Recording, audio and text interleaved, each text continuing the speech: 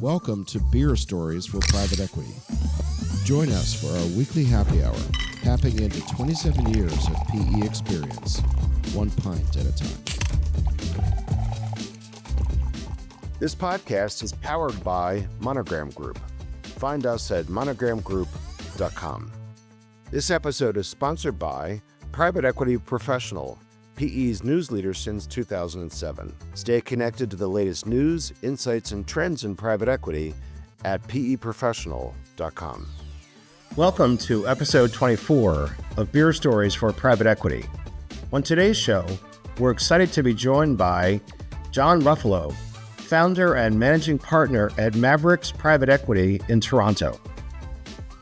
If you'd like to be considered as a guest in our lineup, please email us at podcast@monogramgroup.com.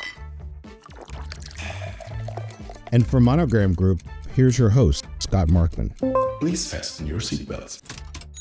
We are pleased to welcome our first guest from north of the border, John Ruffolo. John, welcome to the podcast. Great. Thank you, Scott. We always like to start off with a little bit of personal stuff, kind of where you were raised, where you went to university, business school, background information about your career leading up to, your firm. Yeah, no, I was born, raised, and schooled in Toronto. I've had a few different careers. I actually graduated and started with the firm Arthur Andersen, which is now gone. The team merged over into Deloitte, so started career number 2 with Deloitte. I joined Omer's pension fund after that and built out Omer's Ventures, and then subsequent to that, built my own firm, Maverix Private Equity. What was it about being your own boss, creating your own entity that was attractive to you? Because I've been my own boss for now, 36 years. And, what I've experienced and observed is you're either cut out for this stuff or you're not. How did you sort of get to that inflection point and say, this is what I want to do?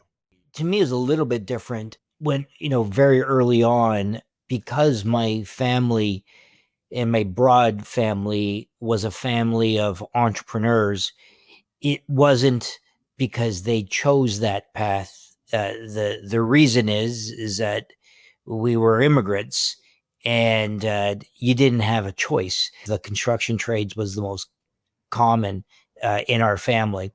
And so I was always encouraged to be the one to break out of that and to be a professional. Very quickly, and I didn't really know it, I became intrapreneurial, the greatest fun that I was having. And again, started very early on. My career was building businesses inside of a bigger business. And I started to discover that that's really where I had the greatest fun, building something from scratch and being judged by the success or failure of that. After building Omer's Ventures, and it was sponsored by a pension fund, Maverix was really the final result of, all right, now I really know, or feel I know, how to build a business. It just gives you the greatest freedom from a creativity. Even though I've been in the long time investment business, the one thing that I didn't do is fully investing in myself. And this is really the penultimate investment from my perspective. I will share with you, John, that this is true. Once a year, I have a nightmare. And the nightmare is I'm working for somebody else. It's happened for decades. So, if that's a window into my soul, then there you have it. Before we get into the meat of the conversation, I do want to do, we always do at Beer Stories, and this episode is sponsored by Kona Big Wave Liquid Aloha, in loving memory of our recently departed mascot, Kona, my golden retriever, who was the best dog in the world. This was the only beer I was going to have today. So ready, set. It smells delicious, and it will be. What is that? Is that a lager? Is that an ale? What is that? Yeah, it's a lager. So Good. It's kind of yellowish. Yep. Yeah. Cheers. We'll drink up. All right. So because I'm a brand person, I want to ask the origin story of the name Maverix. So when I was at Omer's Ventures, so I was there for 8 years. We had a spectacular run. It was really the perfect timing from a venture capital perspective. The comment was, hey, well, what a great run. But I got to tell you, he goes, how long were you there for? And I said, 8 years. And they said, 8 years? Man, that is way longer than I expected. And by the time my third friend said that to me, I said, hey, hold on a minute. Why do you guys keep on being surprised that I was there that long? And he goes, oh, no offense, but you being inside of a large organization, I just thought it would frustrate you because you're a maverick. It was code for shit disturber, I'm sure, but that's what they meant. After the three of you said the same thing within 24 hours, I thought, what a better name. But and the truth is, it was originally Maverick. There was a firm that had used that name in the United States, so I just basically pluralized it and used an X. And frankly, I really wanted to say it's the team. The team are Mavericks, and that's who we are seeking to find from an investment perspective. That's a great backstory, and I have an equivalent for the name Monogram, which I picked, by the way, when it was just me at a coffee table near O'Hare. But I wanted it symbolically to be, if I built an agency at some point in the future, that it would be the mark of the individual in a collective context. Oh, What a monogram very is, good. right? A, that is the culture of the agency, and B, I'm thrilled for a lot of reasons why my name's on over the door. Because we have this, this third party, long-term reputation and whatever. And I'm very happy to be in the shadows. I don't want my name over the door. In fact, that would kill me. I don't, Oh, that's I'm awesome. the guy behind the scenes. I like to be the ringleader as opposed to the front man. That's great. So for those that don't know John's firm, they invest in tech-driven companies that are reshaping traditional markets and enhancing operational productivity, often via minority stakes. As I understand it, in Canada, the lines between venture and traditional private equity are a little bit blurred. Can you speak to that as a starting point to, help to inform our listeners as to some of these dynamics? Yeah. So, I'll use the environment in Canada. The United States, it has a similar dynamic, except there's just a far number more players in the United States. But in Canada, it's a little bit more extreme in that there is, you think of this as kind of a barbell. At one end, you have venture capitalists who are really investing, typically at the earliest stages of execution of largely technology companies, but that's continued to expand quite widely over the last decade because the problem today is what is really a technology company is not so clear anymore. Mm-hmm. But call this earliest stage. You're really trying to seek the product market fit of a business. Take the other end of the barbell extreme is buyout private equity. And there, it's really a financing transaction. You're not really taking any technology risk. You're not taking product market risk. You're really just taking execution. In between those, sit where I sit. We call it growth private equity, but it's distinguished from later stage venture capital. In the United States, where the pools of capital are much larger, in fact, those two tend to be more blurred. But where growth private equity is and where we are playing, it's really minority. And what happens here is there's already the product market fit. This is a real company, real customers. There is a clear line of sight of profitability. In fact, the point that we invest, typically the profitability is kind of flattish. So kind of past the point of venture capital, but yet not really ripe for prime time for the buyout folks. By the time we come in, we're the flip of the switch where we start to value based on its predicted profitability over the next number of years. And the reason why entrepreneurs will seek out folks like myself is they are still in growth mode, but they need some capital and they need the help of some professional investors to add value to the building out of their business. So that's the role that we play. Now, is that, again, a Mavericks specific strategy, or does that bleed outwards towards that's a more common approach to things in Canada than there is in the US?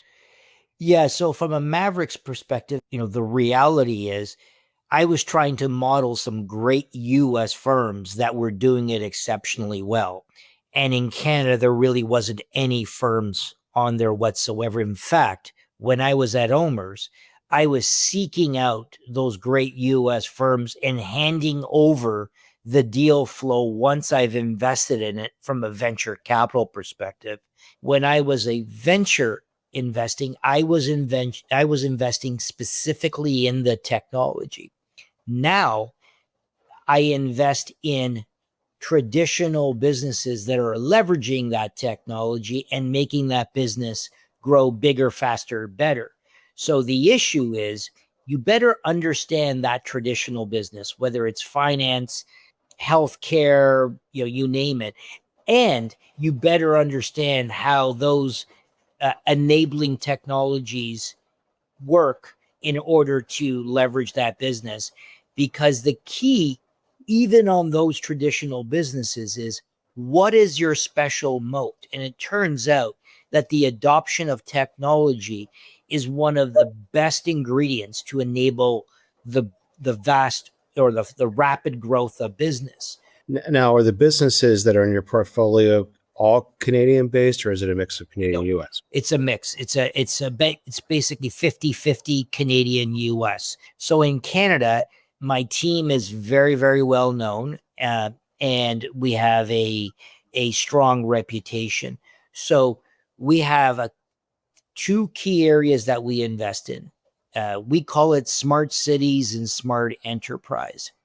It's the smart cities is becoming very hot right now. And this is an area that, frankly, I've spent over a decade in. These are businesses that are critical industries that a civilization rely upon. So these are things like sovereignty and control over data, communications, energy resiliency, food supply, healthcare supply, the financial banking system.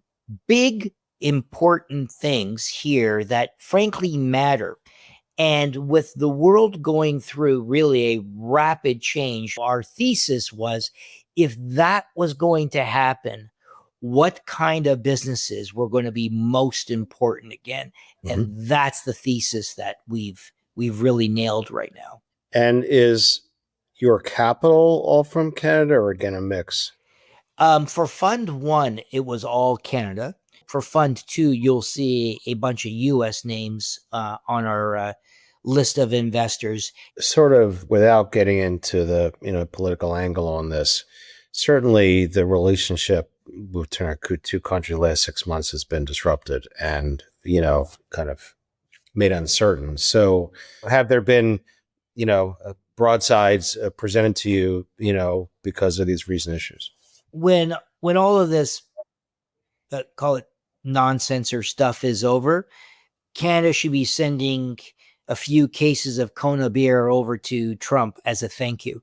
And I mean that sincerely. This is the misunderstood aspect of what's going on, is everything that the US is doing has been an ongoing issue since about 1991. When the Soviet Union fell and the US led triumph over communism succeeded, the US said, well, what do we do now? Because the whole world was wired under Bretton Woods with a US-led order. And it frankly was the US allowing countries to trade freely into the US market, and the US would protect global shipping lanes.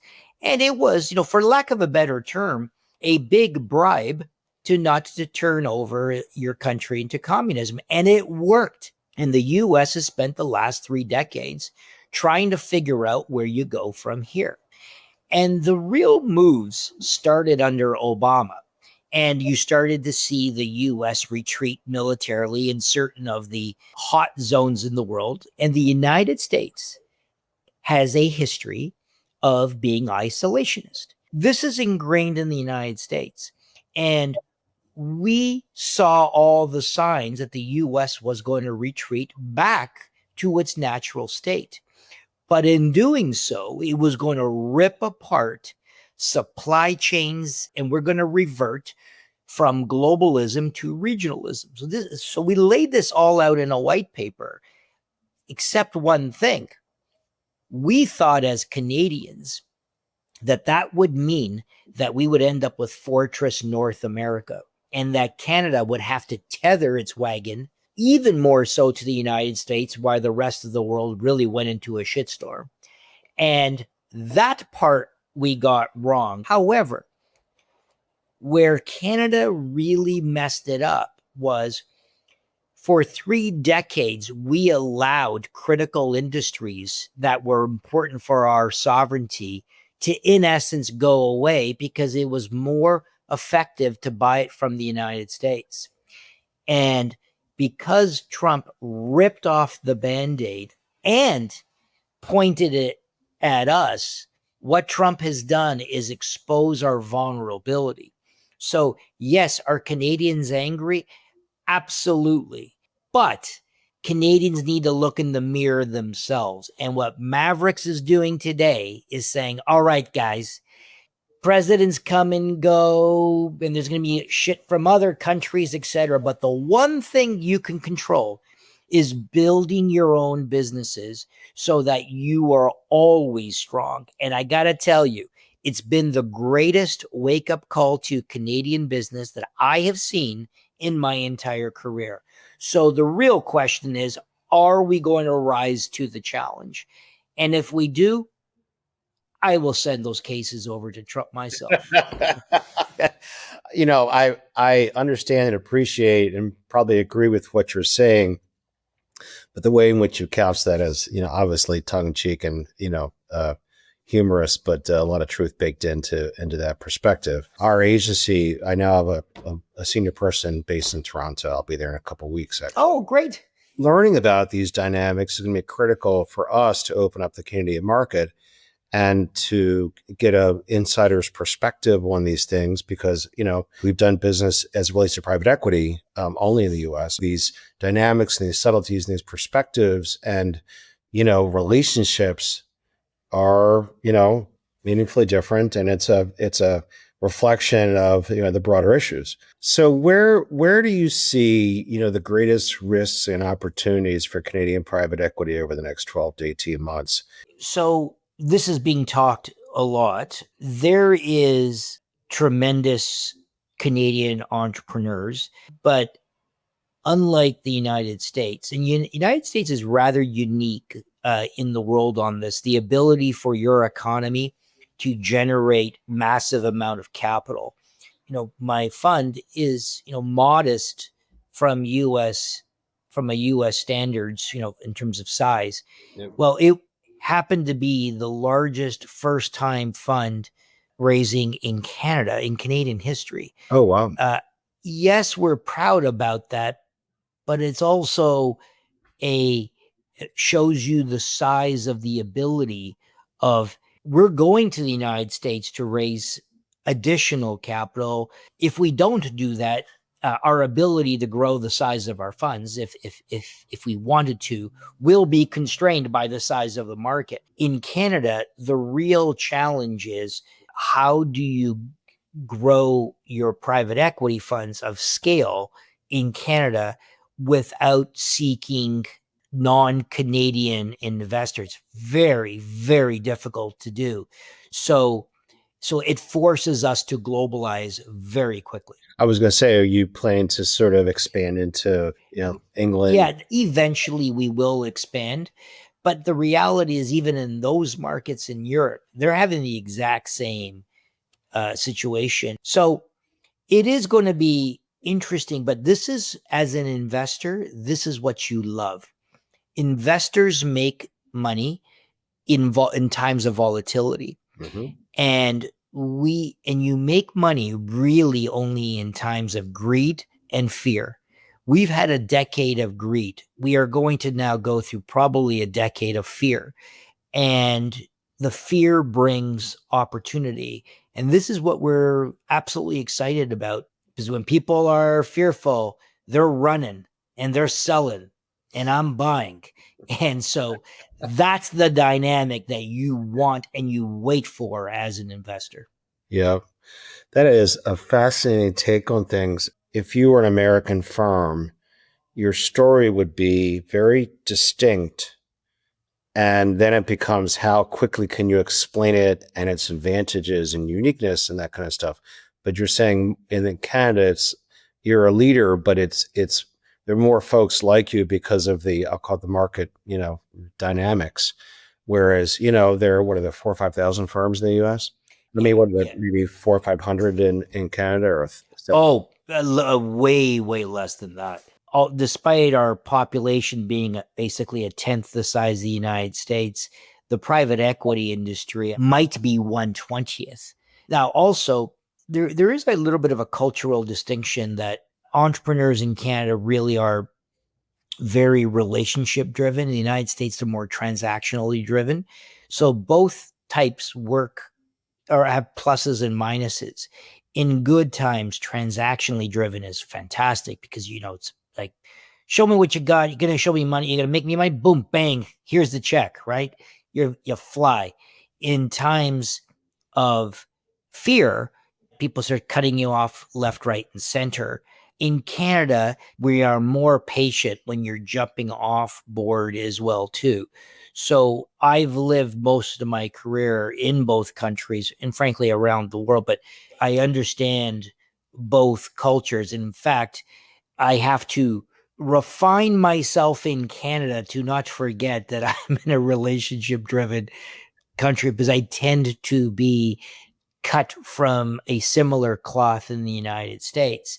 To a large degree, I can relate. I spent 9 years doing business in China. Wildly different. And, Yes. to get to trust takes a long time before you can do a transaction. Correct. So Canada is kind of halfway between the two. I want to start to wrap up. We always end with some, fun personal stuff. So any aspects of a description of your family, place you love to travel, things like that. So I have a love of wine, and my first child, my son, I named him Camus, which was my favorite wine. And I had a massive collection of Camus wine. And then when my daughter came along, we were like, oh, Jesus, do we name her after our second favorite wine? And then she's going to always feel she was second banana. So we said, no.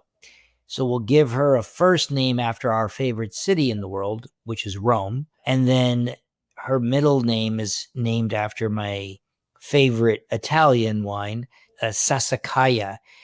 We thought she would never be able to spell it, so we just cut the last 4 letters, and her middle name is Kaya. So, Wow. So there you have it. What's so cool is that you're baked into your children beer stories, but they're wine stories. Yeah, exactly. Like, I mean, they're going to have the most interesting backstory of anybody at a party, right? They do. Like, let me tell you about that. Yeah. They have a fondness for wine only because of their dad's love for wine. So therefore, we know the second question, your favorite place to travel would be Italy. Yes. So I am Italian. I was born in Toronto, but my parents and my extended family were all born in Italy. Last question, maybe the most important question of the entire episode. What are the chances that the Leafs win the Cup next year and break the 60-year drought? Oh, yeah. You know what? We've stopped hoping on that. I got to say, remember, let's go back to transactional versus relationship. You will never see a more devoted set of fans and sold out stadiums for 60 years. And so we are approaching the 60th year. And I hope before I die that we'll see that. They have a tremendous team, but we'll see. I'll keep my fingers crossed. And every year we hope, and you never know. Anyway, John Ruffolo from Maverix Private Equity. We want to say thank you for joining us today at Beer Stories and hope you had a good time. And we know that our listeners have learned something by our discussion. Great. Thank you, Scott. From all of us at Monogram Group, thanks for tuning in to Beer Stories for Private Equity, Episode 24. This episode is sponsored by Private Equity Professional, PE's news leader since 2007. Stay connected to the latest news, insights, and trends in private equity at peprofessional.com. Don't forget to hit the subscribe button and you'll be notified as we release new episodes. Please check out the show notes in the description from today's episode. Our email is podcast@monogramgroup.com. Feel free to email us with any comments or questions, and we'll try to answer them in our next episode.